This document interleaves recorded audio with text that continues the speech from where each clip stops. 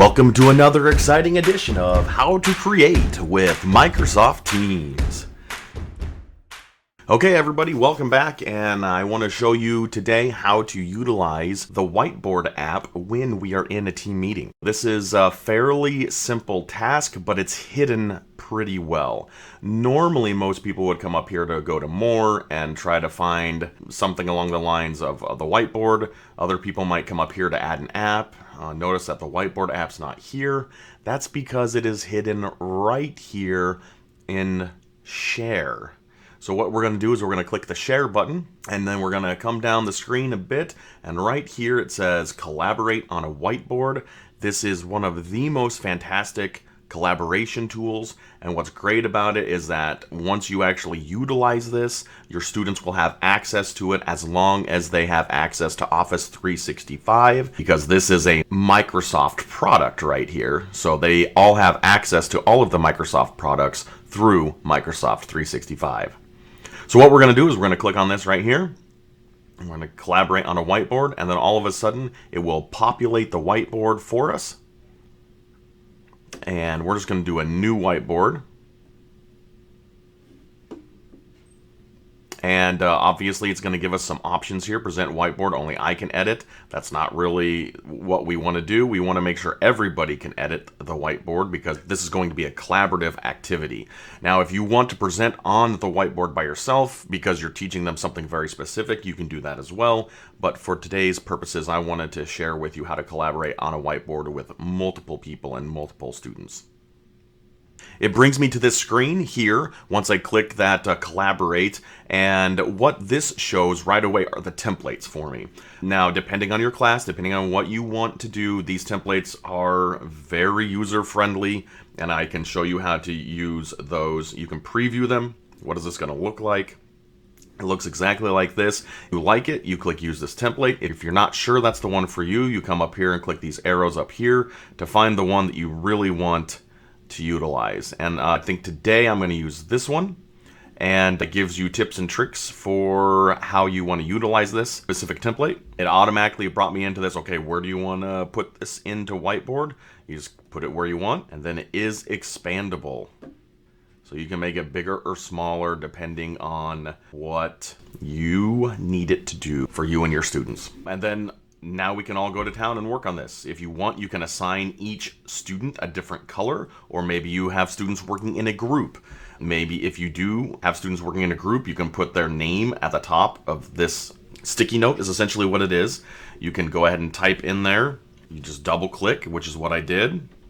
And then you can just keep going around if this is how you want to do it.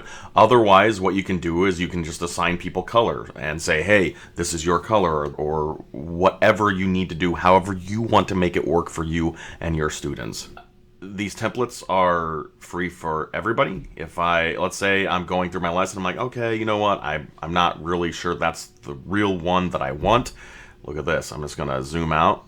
I'm going to click and hold, because I've got my mouse here, and I'm just going to move that off to the side. And then let's say maybe I want to add a different template. I click right here, the three dots, I go to templates. It's going to bring up that same thing again. I also saw this one right here, pros and cons list. Ooh, yeah, let's use that one. Okay, now we can talk about our students and we split the class evenly. What are the pros of this? What are the cons of this? Maybe we don't want to split the class evenly. We have everybody. You know, maybe we number these boxes 1, 2, 3, 4, 5, 6, whatever, however many students we have. So maybe you assign student 1 or Billy Bob 1. That's his card, that's his sticky note. So he fills in there and fills in here for his cons. Or possibly if you have your students in your class and you split them, you are only, this half of the room is only coming up with pros, the other half of the room is only coming up with cons, and then we can switch if we need to.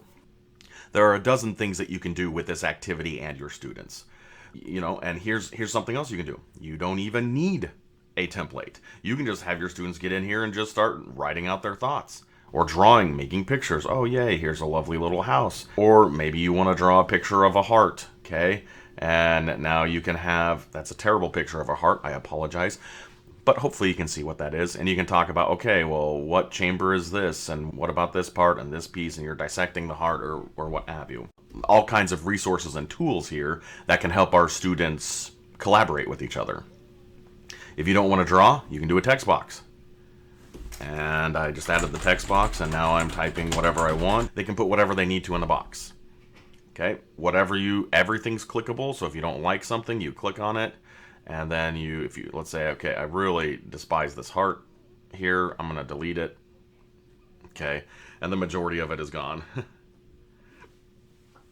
Alright, so hopefully you can see the different powerful tools and how collaborative this can be, especially if you're in an online environment with students from all over the country. Students can get on this assignment anytime, any day, and fill in their numbered cards or fill in the pros versus the cons. Major drawback is, yes, the students can delete what's in box 2. If your students are on here, they have access to it. So if you are going to assign someone a specific box, that might be a little easier way to organize everything for your students. Otherwise, if the students can see it, they have access to it. So those are some things to keep in mind as you're going on and doing collaborative activities using Whiteboard. So that's our presentation on Microsoft Teams and collaborative whiteboards. Thanks for watching, and we'll catch you next time.